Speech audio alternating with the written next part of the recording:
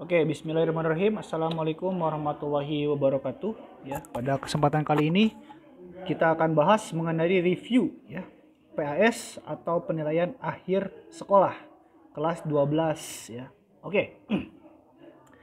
Untuk kisi-kisinya sudah saya kirimkan di grup ya. Terdapat 25 soal di mana 25 soal itu terdiri dari materi kelas 10, kelas 11 dan materi kelas 12 ya. Untuk presentasinya tentu saja pasti lebih banyak kelas 12. Baik, silakan dibuka ya kisi-kisinya dan dibaca serta dipelajari. Oke, kita akan bahas langsung ke nomor 1 mengenai klasifikasi materinya ya. Kelas 10 indikator soalnya membedakan urutan tingkat takson pada hewan dan tumbuhan. Baik. Taksonomi ya atau cabang ilmu biologi yang mempelajari atau yang membahas tentang pengklasifikasian suatu organisme ya, itu bertujuan untuk lebih memudahkan manusia dalam mengenali ya, mengenali siapa organisme hewan dan organisme tumbuhan. Oke, animalia atau hewan itu memiliki 7 tingkatan ya. Sedangkan pada hewan pada tumbuhan juga terdapat 7 tingkatan. Oke, untuk pada hewan itu ada kingdom, phylum, kelas, ordo, famili, genus dan spesies. Sedangkan pada plante atau tumbuhan ada regnum, divisi, kelas, ordo, famili, genus, spesies ya. Dari tingkat tinggi ke rendah itu sama terdapat 7 tingkatan. Yang membedakan antara animalia dan plante itu terdapat pada tingkat tertinggi ya. Tingkat tertinggi pada tingkat pertama ya. Tingkat tertinggi pertama nih ya. Dengan tingkat tertinggi kedua ya. Kalau misalkan pada hewan itu kingdom, kalau misalkan pada tumbuhan adalah regnum.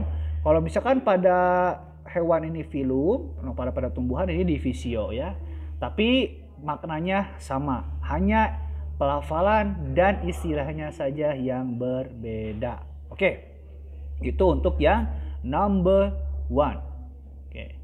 Sekarang kita lanjut ke number 2 mengenai keanekaragaman hayati. Indikator soalnya menunjukkan tingkat keanekaragaman hayati tingkat gen di Indonesia. Keanekaragaman hayati adalah variasi organisme hidup yang terdapat pada suatu ekosistem. Untuk tingkatannya terdapat 3 tingkat, gen, spesies, dan ekosistem. Kita fokus di sini hanya yang gen saja ya. Kita sudah kerucutkan. Oke, kita bahas keanekaragaman tingkat gen ya. Ini disebabkan ya adanya variasi gen atau struktur pada suatu spesies atau makhluk hidup ya. Di mana setiap susunan gen ini akan memberikan penampakan atau fenotip baik pada anatomi fisiologis pada suatu organisme ya. Jadi perbedaan struktur gen, perbedaan variasi gen yang terdapat pada suatu spesies akan memberikan penampakan fenotip yang berbeda. Apa ciri-cirinya? Ciri yang pertama adalah kalau misalkan kita ingin mengamati atau ingin mengetahui keanekaragaman tingkat gen ini adalah dia harus memiliki nama ilmiah yang sama. Otomatis kalau misalkan dia memiliki nama ilmiah yang sama, dia adalah satu spesies. Ya. Lalu kedua, memiliki variasi. Walaupun masih dalam satu spesies, ternyata dia memiliki variasi atau keragaman. Yang ketiga, nah di sini variasi morfologis atau fenotipnya ini ternyata tidak terlalu mencolok. Kenapa? Karena di sini gennya masih sama, hanya urutannya saja yang berbeda gitu ya. Nah, keanekaragaman tingkat gen apabila terjadi pada hewan disebut sebagai ras. Kalau misalkan terjadi pada tumbuhan disebut sebagai varietas. Itu ya. Oke, sekarang kita lihat nih contohnya apa saja ya. Nah, keanekaragaman pada tingkat gen ini contohnya adalah pada anjing dan kucing ya. Anjing yang memiliki nama Canis familiaris, nama latinnya, dan kucing Felis catus itu dia ternyata memiliki keanekaragaman tingkat gen, memiliki ras yang berbeda-beda ya. Dimana kalau misalkan ras anjing ini ya, misalkan bulldog kawin dengan yang Jerman ya, itu dia akan menghasilkan keturunan yang fertil atau yang subur. Pun demikian dengan pada kucing, kalau kucing Persia dan kucing Sphinx ini dia dikawinkan, maka akan menghasilkan keturunan yang fertil juga gitu ya. Jadi selain ciri-cirinya tadi dia dalam satu spesies, terjadi variasi dalam satu spesies, lalu juga ibaratnya tidak terjadi perbedaan yang mencolok, juga ciri lainnya adalah dia apabila ya disilangkan atau dikawinkan akan menghasilkan keturunan yang fertil. Apa itu fertil? Fertil itu adalah subur. Jadi anakannya itu masih dapat dikawinkan lagi dengan sesama jenis kucing ataupun dengan jenis anjing. Sedangkan kalau varietas pada tumbuhan itu contohnya ada pada Oryza sativa atau padi dan juga mangga atau Mangifera indica. Di mana pada padi kita tahu ada padi Ciherang, ada padi Ciliwung, ya, ada Rajolele, dan juga pada mangga ada mangga arum manis, ada mangga Simana lagi dan Agra mangga golek. Di mana mereka sama-sama mangga, sama-sama padi. Tapi mereka memiliki variasi gen terhadap spesiesnya sehingga mereka mengalami perbedaan morfologi yang sedikit. Itu untuk yang nomor 2 mengenai keanekaragaman hayati. Selanjutnya kita akan bahas mengenai bakteri. Bakteri ini merupakan sesuatu yang merugikan ya pada manusia kebanyakannya. Nah, di sini dari berbagai macam banyak bakteri yang terdapat di dalam tubuh manusia yang mengakibatkan penyakit, ini saya sudah rangkum jadi 10 bakteri. Jadi silakan kalian pelajari 10 bakteri ini, nama bakterinya apa, bentuknya gak usah lah, bentuknya mah gak usah ya.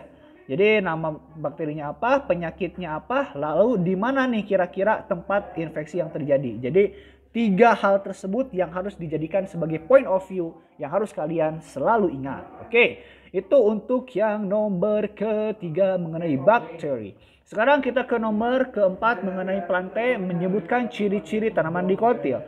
Tanaman dikotil atau tanaman yang berkeping dua ya, bukan berbiji dua, tetapi tanaman yang berkeping dua itu memiliki karakteristik. Yang pertama dia berkeping dua ya, sesuai dengan namanya. Jadi si bijinya itu memiliki belahan, di mana belahannya itu alamiah ya, sudah terdapat di sananya. Di mana itu gampang untuk membelah menjadi 2 ya, kotiledonnya punya 2 gitu. Itu adalah ciri pertama, dia memiliki 2 kotiledon yang berkeping ya, atau misalkan biji yang berkeping memiliki 2 kotiledon. Yang kedua karakteristiknya adalah bentuk tulang daunnya ya. Tulang daunnya menyirip atau menjari. Yang ketiga adalah batangnya. Batangnya dia apabila kita sayat ya secara membujur atau secara tipis, itu akan menghasilkan atau memperlihatkan berkas pengangkut yang tersusun dalam suatu lingkaran yang rapih ya. Di mana berkas pengangkut ini merupakan vaskuler yang terdiri atas dikotil dan terdiri atas xilem dan floem gitu ya. Lalu karakteristik yang selanjutnya adalah mengenai perbungaannya. Jadi bunganya berjumlah 2, 4, 5 atau kelipatannya. Akarnya dia tunggang dan dia tidak memiliki koleoptil atau koleoriza. Jadi koleoptil dan koleoriza ini merupakan struktur khusus pada tanaman monokotil, di mana koleoptil berfungsi untuk melindungi calon daripada pucuk, sedangkan koleoriza berfungsi untuk melindungi calon daripada akar. Nah, ini hanya ada pada tumbuhan monokotil, sedangkan pada dikotil tidak memiliki. Oke ya. Jadi ada berapa karakteristik? 1, 2, 3, 4, 5, dan 6 karakteristik yang harus kalian selalu ingat untuk ciri-ciri dari tanaman dikotil. Oke, kita lanjutkan ke bagian nomor 5. Kisi-kisi nomor 5 adalah mengenai mengemukakan daur hidup daripada cacing hati. Cacing hati atau bernama ilmiah Fasciola hepatica. Oke, di sini cacing hati memiliki inang primer dan juga memiliki inang sekunder ya. Jadi inang pertama itu adalah si hewan ruminansia atau hewan yang memamah biak seperti sapi dan juga kambing. Lalu kita lihat siklusnya. Jadi yang namanya siklus kita bisa mulai dari mana saja. Kalau mau ikut ini boleh ya. Oke, berarti siklus yang pertama adalah cacing dewasa dulu ya. Cacing dewasa yang pertama nih ya. Ini cacing dewasa yang pertama. Cacing dewasa ini hidup di hati sesuai dengan namanya cacing hati. Lalu dia akan berkembang biak, akan melakukan perkawinan, lalu akan menghasilkan yang namanya telur. Telur ini nanti akan berkembang biak di dalam usus halus manusia. Itulah alasan kenapa ketika orang cacingan dia akan ibaratnya menjadi kurus. Kenapa? Karena sari-sari makanan yang terdapat pada usus halus manusia itu ternyata dicuri oleh si cacing ya. Nah, dia akan keluar nanti bersama feses ya. Jadi ibaratnya di luar nih si telur itu nanti akan ikut keluar bersama dengan feses daripada si hewan tersebut. Nah, lalu akan berkembang menjadi Miracidium. Nah, ini adalah bentuk ketiganya. Miracidium dia memiliki ibaratnya rambut-rambut khusus, rambut-rambut getar yang bisa digunakan untuk bergerak secara pasif ya. Jadi bergerak pasif itu memanfaatkan aliran air atau arus air. Nah, Miracidium itu akan bergerak ya, akan menuju ke inang sekunder dia. Inang sekunder dia itu adalah si siput ini ya. Di siput ya dia akan berkembang menjadi sporokis ya. Ya, jadi sporokis nih. Lalu ada bentuk redia ya. Ya, jadi yang ada pada siput ya, itu ada dua siklus yaitu sporokis dan juga redia ya. Nanti redia ini akan lepas ya menjadi serkaria, lepas ke air ya. Nah, gitu ya. Jadi setelah serkaria ini ibaratnya bergerak ya atau misalkan terdapat di dalam si siput, dia akan bergerak menuju daun dan berkembang menjadi metaserkaria ya. Jadi yang terdapat pada inang primer hanya ada cacing dewasa saja. Yang terdapat pada inang sekunder adalah ada sporokis, ada redia dan ada serkaria ya, begitu. Lalu ketika si serkaria itu sudah menetas, dia akan bergerak keluar, berkembang menjadi metaserkaria di dalam daun-daunan. Nanti daun-daun itu dimakan kembali dan dia akan tumbuh menjadi organisme yang baru. Begitu seterusnya ya. Nah, itu adalah siklusnya. Jadi kalian yang namanya siklus itu bisa bebas mulai dari mana aja. Mau ikut saya boleh, mau bikin siklus sendiri boleh. Yang penting ke unsur-unsur ini yang terdapat dalam siklus perkembangan Phaseola hepatica semuanya ada ya. Atau ingin lebih mudah lagi, yang simpel lagi boleh ya. Jadi kalian ibaratnya mulai dari Miracidium, sporokis, redia, serkaria, metaserkaria, Phaseola hepatica dan telur ya. Jadi ingat kalau misalkan Phaseola hepatica dan telur ini dia terdapat pada inang primer ya. Sedangkan pada inang sekunder itu ada sporokis, ada redia, ada serkaria ya. Jadi ada inang sekunder itu adalah redia, ada serkaria, ada metaserkaria ya. Itu. Kalau misalkan pada yang primer hanya ada si Phaseola hepatica dewasa dan telur gitu aja ya. Itu untuk mengingatnya dan harus menjadi perhatian khusus bagi kalian. Oke. Kita lanjutkan mengenai keenam, ekologi, mengemukakan aliran energi dan daur materi pada daur biogeokimia nitrogen ya. Apa itu siklus biokimia? Apa itu fungsinya? Ya, apa itu jenisnya? Ini silakan kalian baca nanti di PowerPoint.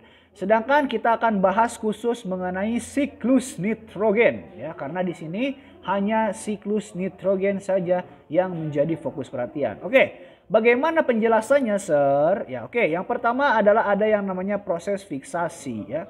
Di mana itu proses fiksasi terjadi? Fiksasi terjadi di sini, guys ya. Nah, jadi fiksasi itu terjadi akibat dari adanya proses pengikatan nitrogen secara langsung dengan akar-akar tanaman polong-polongan atau leguminose ya. Di mana akar polong-polongan ini dia berkembang atau bersimbiosis dengan kelompok bakteri Rhizobium atau Azotobacter, membentuk bintil-bintil akar ya. Jadi bintil-bintil akar ini memiliki kemampuan langsung untuk memfiksasi nitrogen atau mengikat nitrogen langsung dari alam gitu ya. Oke, itu tahapan fiksasi. Tahapan kedua adalah dekomposisi atau pembusukan. Dilakukan oleh dekomposer atau detritivor terhadap tanaman atau hewan yang sudah mati ya. Jadi ternyata tanaman ya, hewan yang sudah mati nanti akan diuraikan, akan dimakan, ibarat dihancur leburkan oleh bantuan bakteri dekomposer dan juga detritivor atau jamur gitu ya. Itu dekomposisi. Jadi ada pertama fiksasi, kedua dekomposisi ya. Oke, selanjutnya adalah amonifikasi, adalah pembentukan amonia dari proses dekomposisi sebelumnya ya. Jadi hasil dekomposisi di sini nanti akan diubah menjadi amonia ya. Amonia itu melalui proses amonifikasi. amonifikasi gitu ya. Oke, selanjutnya setelah ada amonifikasi adalah proses nitritasi. Nah, jadi tadi amoniak yang sudah terbentuk itu nanti akan diubah kembali menjadi nitrit ya, menjadi nitrit ya oleh bantuan bakteri Nitrosomonas atau bakteri Nitrococcus ya. Di sini nih tempatnya nih. Ini amonifikasi, ini nitritasi ya. Setelah itu, karena nitrit ini masih merupakan zat yang beracun apabila tanaman gunakan langsung, maka harus ada lagi proses. Proses tersebut adalah nitratasi, adalah pembentukan nitrat dari nitrit dengan bantuan bakteri Nitrobacteria. Ya. Ini nitrit diubah menjadi nitrat dengan bantuan bakteri Nitrobacteria. Itu ya. Baru ketika sudah menjadi nitrat, ini bisa langsung digunakan oleh tumbuhan. Nah, nitratasi ini merupakan proses daripada nitrifikasi ya, gitu ya. Itu dia. Nah, kalau misalkan udah jadi nitrat nih, ini bisa langsung diasimilasi ya, atau dimanfaatkan atau diserap oleh tumbuhan lain, atau bisa dengan ada mekanisme lainnya. Mekanisme yang disebut sebagai ya, disebut sebagai apa? Denitrifikasi ya. Jadi kalau misalkan mau langsung digunakan oleh tumbuhan, si nitrat ini akan langsung diasimilasi ya untuk kebutuhan tanaman. Tapi kalaupun misalkan tidak digunakan tumbuhan, maka akan dilepaskan kembali dalam bentuk N2 ke lingkungan ya, seperti itu. Jadi itu tahapannya ya. Tahapan daripada daur atau siklus nitrogen itu kita ulangi, ada proses fiksasi, ada dekomposisi ya. Fiksasi di sini tempatnya, dekomposisi di sini tempatnya ya. Amonifikasi di sini tempatnya ya. Ada nitritasi di sini tempatnya nih, nitritasi ya, perubahan jadi nitrat. Di sini ada nitratasi ya. Di sini baru ada asimilasi kalau misalkan digunakan tumbuhan. Kalaupun tidak, nanti dilepaskan ke sini untuk dilepaskan ke lingkungan, untuk selanjutnya diserap oleh hewan lain gitu ya. Oke, itu adalah tahapannya. Adapun proses nitritasi dan nitratasi itu sebagai nitrifikasi ya. Jadi mau cara yang 6 tahap atau 5 tahap bebas, nanti tergantung daripada jenis soalnya seperti apa.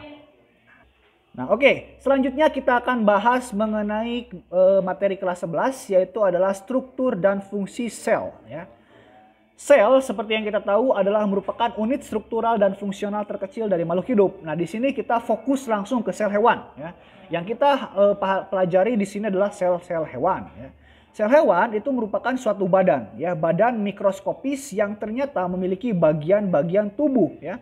Di sini ada lisosom, ada inti sel, ada retikulum endoplasma yang halus dan kasar, ribosom, mitokondria, sentrosom, dan juga sitosol dan lain-lain. Oke, kita akan bahas satu persatu ya. Ini sebenarnya udah ya, jadi tinggal kalian nanti baca ulang aja. Oke, sekarang kita lihat dulu struktur terluar ya. Struktur terluar adalah membran plasma atau membran sel. Di mana membran sel ini dia memiliki 3 komponen utama, yaitu adalah lipid, ada protein, ada karbohidrat. Di mana lipid itu merupakan bagian yang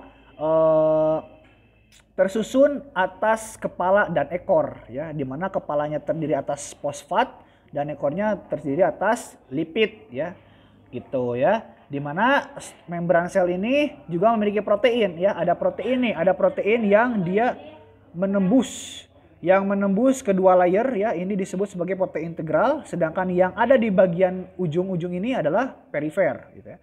Lalu karbohidrat juga ada ya, ada karbohidrat yang menempel pada lemak disebut glikolipid, sedangkan ada karbohidrat yang menempel pada protein disebut glikoprotein. Itu adalah struktur daripada membran plasma atau membran sel.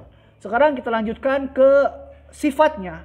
Karena dia memiliki 2 lapisan ya, dia juga memiliki keadaan sifat selektif permeable. Jadi selektif permeable itu adalah dia sangat selektif ya.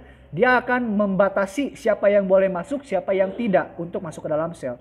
Fungsinya apa? Membran sel berfungsi untuk melindungi isi sel yang paling umum, mengatur molekul yang masuk dan keluar, dan sebagai reseptor atau penerima rangsang dari luar sel. Ya, itu ya. Jadi dia tuh selektif permeable. Jadi keadaan membran sel yang hanya dapat melakukan atau dilalui ya molekul-molekul tertentu. Tentunya molekul-molekul ini merupakan molekul-molekul yang dibutuhkan oleh makhluk hidup atau sel itu sendiri. Oke. Lalu ada yang namanya nukleus atau inti. Karakteristiknya gimana? Dia merupakan sesuatu yang kecil yang terdapat pada tengah-tengah suatu sel ya, di mana dia itu fungsinya adalah untuk mengontrol sintesis atau pembentukan protein sebagai pengendali metabolisme untuk menyimpan DNA yang merupakan materi genetik ya. Jadi kalian terlahir daripada rahim ibu kalian memiliki karakteristik yang sama seperti ibu dan ayah karena terdapat yang namanya inti sel yang menyimpan berbagai macam materi genetik termasuk juga bagaimana ya kalian dibentuk, apa karakteristik yang kalian miliki, dan apa sifat yang harus kalian miliki gitu ya. Jadi itu. Lalu untuk bagian lain ada yang namanya membran inti, ada yang namanya cairan inti, ada anak inti, dan ada kromatin. Nah inilah kromatin yang nanti akan bergurinjel ya, akan memendek menjadi kromosom. Jadi kalau misalkan kromosom itu terbentuk ya, berbentuknya ibaratnya kayak huruf X gitu, adalah ketika dia akan melaksanakan proses sintesis protein. Kalau misalkan dia tidak akan melakukan sintesis protein, maka bentuknya adalah masih kromatin, berupa benang-benang halus, berupa benang-benang yang berisi informasi genetik berupa gen, ya, berupa DNA. Oke, itu untuk yang nukleus. Sedangkan kita masuk ke sitoplasma. Sito adalah sel dan plasma adalah cairan. Jadi adalah cairan sel, ya. Jadi cairan sel ini dia memiliki dua fase. Ada fase sol atau encer, ada fase gel atau koloid lembek. Jadi gel itu agak padat ya, kayak nutrijel gitu ya. Nah itu. Nah ada fungsinya apa? Tempat terjadinya pergerakan ya. Pergerakan apa? Pergerakan organel sel ya. Karena kan di dalam sel itu ada organel-organel ya. Di mana organel-organel sel bergerak ya. Makronutrien, mikronutrien bergerak melalui si sitoplasma ini. Tempat terjadinya reaksi metabolisme juga ya. Ada yang terjadinya adalah pada proses glikolisis ya. Glikolisis terjadi di sitoplasma atau sitosol. Nah, menyimpan molekul organik ya. Molekul organik seperti apa saja? Seperti misalkan air, karbohidrat, protein, dan lemak atau vitamin gitu ya. Itu untuk yang sitoplasma. Selanjutnya kita ke mitokondria. Mitokondria merupakan struktur yang seperti sosis ya. Seperti sosis dia memiliki dua bentuk utama yaitu adalah bagian matriks ya. Matriks dan juga bagian krista atau membran dalam. Fungsinya apa? Fungsinya sebagai respirasi aerob ya atau pembentukan energi ya. Nah, ini pada proses metabolisme kita udah belajar ya bahwa mitokondria ini berfungsi untuk menghasilkan yang namanya ATP. ATP adalah adenosin trifosfat yang merupakan energi siap pakai yang siap dipakai oleh sel-sel tubuh kita ya. Oke, selanjutnya kita akan bahas retikulum endoplasma. Retikulum endoplasma adalah suatu jalur ya, jalur dekat inti sel ya, yang dimana dia memiliki dua jenis ya. Ada yang berjerawat atau retikulum endoplasma kasar, ada yang halus lembut, ada RE halus ya. Fungsi utamanya apa? Sebagai jalan ya, jalan untuk mentransportkan zat-zat ya, zat-zat yang terdapat di sitoplasma diteruskan melalui retikulum endoplasma untuk masuk ke dalam inti sel. Pun demikian dari inti sel nanti akan diteruskan cairan-cairan, apakah cairan bekas metabolisme atau misalkan cairan lain, itu akan diteruskan ke sitoplasma melalui yang namanya retikulum endoplasma. Makanya fungsi utama daripada retikulum endoplasma adalah transport zat ya. Nah, adapun fungsinya ini ada RE kasar. RE kasar karena dia mengandung ribosom. Ribosom itu adalah organel yang berperan dalam sintesis protein, maka fungsinya juga bisa mensintesis protein. Karena ini tidak terdapat ribosom halus, maka dia hanya berfungsi untuk mensintesis lemak, metabolisme karbohidrat, atau menetralisir racun. Kebanyakan RE halus ini terdapat di bagian pankreas dan juga hati ya. Sedangkan retikulum endoplasma kasar ini biasanya dekat-dekat dengan organ-organ selain itu.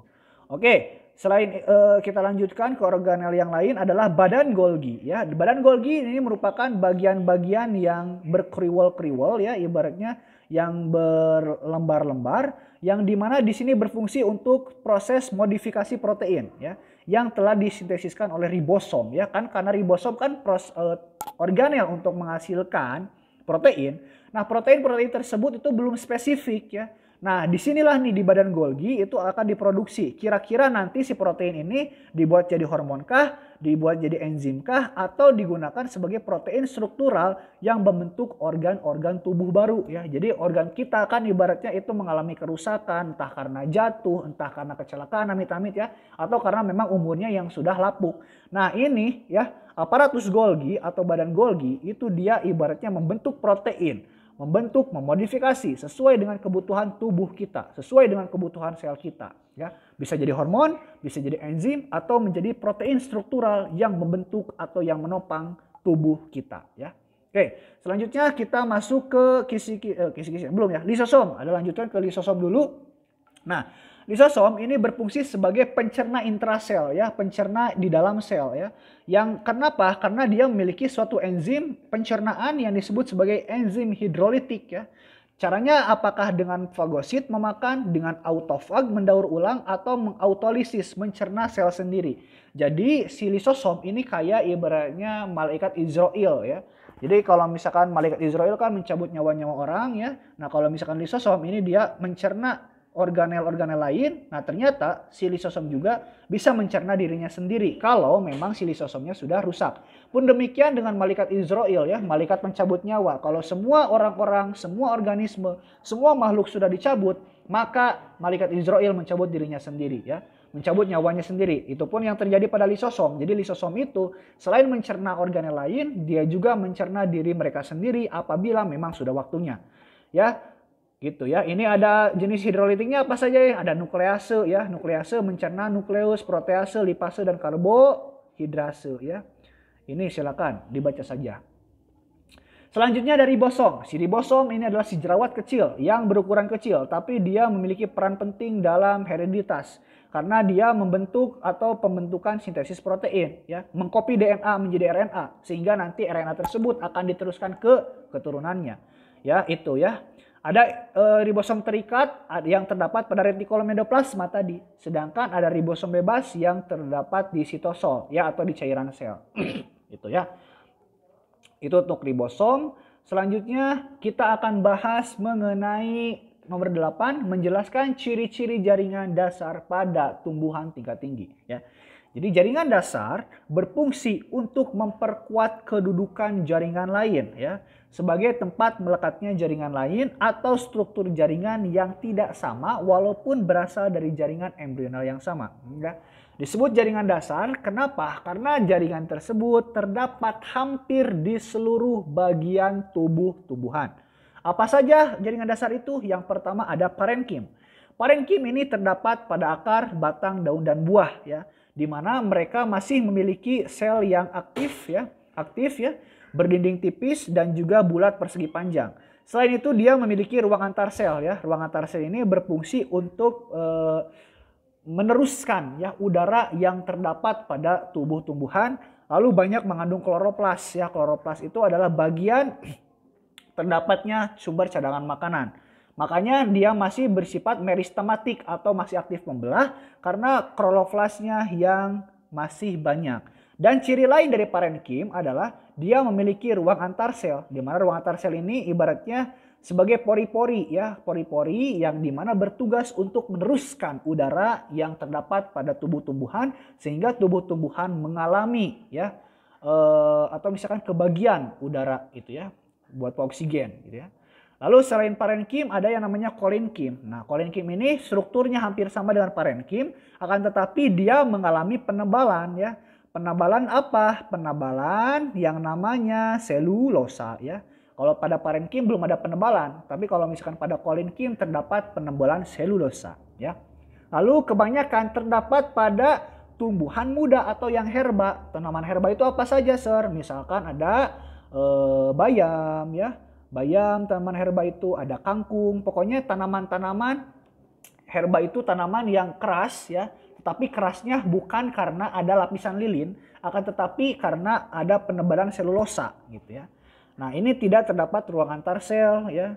Dan juga ibaratnya selulosanya ini agak tebal dan juga ada jaringan pektin ya. Lalu selanjutnya adalah sklerenkim. Nah, sklerenkim ini dia lebih tebal daripada si tadi ya, si kolenkim tadi. Karena dia tersusun atas sel-sel yang sudah mati dan biasanya terdapat pada sel tumbuhan yang sudah dewasa gitu. Jadi dia tersusun atas sel-sel yang mati dan juga mengandung lignin ya. Lalu penebalannya juga ya, penebalan juga itu dia merata ya. Jadi merata tuh ya, ini misalkan sel dia nebalnya merata ya. Rata. Jadi ibaratnya satu selnya itu tertutup rapih ya. Sedangkan beda ini dengan ini. Jadi kalau misalkan pada kolenkim itu penebalannya hanya pada ujung-ujungnya saja ya. Jadi karena penebalannya berupa selulosa gitu ya. Jadi tidak merata penebalannya. Sedangkan kalau misalnya sklerenkim itu penebalannya rata karena tersusun atas sel-sel mati dan juga tersusun atas lignin gitu ya.